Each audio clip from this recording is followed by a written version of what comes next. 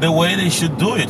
I mean, because they were fretting that they weren't able to do it good. And then I thought, hey, man, sequence word is something just easy, like the order in which events happens. And they were like, oh, it's just that, teacher? Yes, it's just that. Because some of them, when they listen to these big words or big lessons in English, they are expecting that the first thing, I'm not going to understand. I'm not going to understand. So I just simplify it down to what they should know about the class. That's it. You cannot stuff the kids with that bunch of information that probably would not be useful to them. You have to tell them what they need to know about the topic. That's it. Nothing else. When they understand the only thing that they have to about the class, it's easier for you as a teacher to give them or show them the rest of things. Because if this is the only thing I have to know, teacher, oh, whatever else that you teach me about it, it's just going to be extra information. That's it.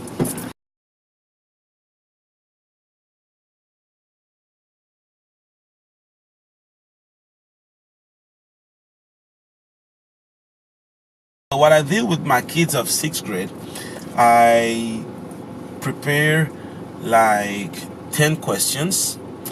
Then I divide the classroom in 4 groups, and I ask them to go to their neighborhood and ask those questions.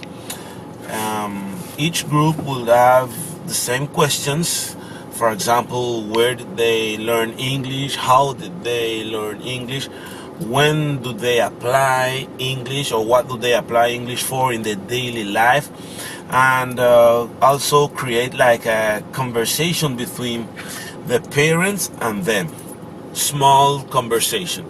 This will make students go to the street, ask people questions, and also they will practice how to ask questions.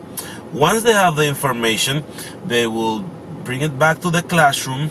Actually, the only thing that they do out of the classroom was the questions in the neighborhood. But the rest of paperwork and analysis, we did it in the classroom. Because it's better for them when they're in classroom, because they are going to start to argue, and there is the teacher just to guide them how to create another question, how to place the information on the computer and put it in scales and percentages and things like that. So after asking these 10 questions, they went back to the classroom, separate the different questions and do the scales, and then they present it to the classroom like just in a simple way. For example, they share the answers according to what they find out. After all of this, okay, they put it in a PowerPoint, all the questions. For example, out of 20% that we asked, 10% of this 20% know English from home, another 50% know it at school, and another this learn it because they had to. So all of this is going to throw results. They are going to do a big PowerPoint and a written part also with the question, with the scales, with the pictures, and then they are going to do a big oral presentation. It's not a regular speech. They will dress themselves properly. They would, polish their shoes. I mean, everything. I take in consideration everything, because they are future professionals and they have to put it in the brains from 6th grade. You cannot have students from 12th grade believing that they're going to soon be professional. No, they should be professional from the beginning, because that's education. And then they would do a great oral presentation with the English coordinator, with couple parents and things like that, and the principal. And they would do a great oral presentation, and they would give us the report of all their investigation.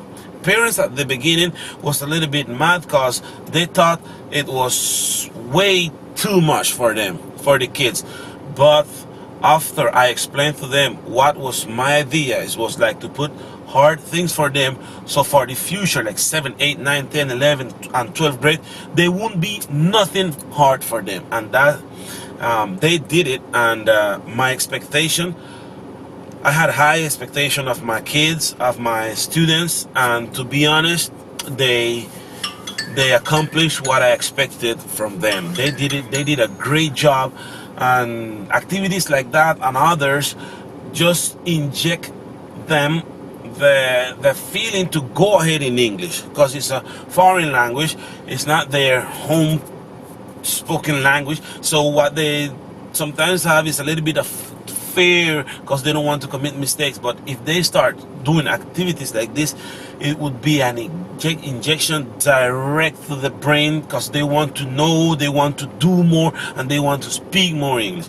That's my idea, and it works, and it's good. It was a great activity. It was a good activity. And after the parents saw the presentation, they were like, wow, I didn't expect my kid to speak that good English or to do this great work.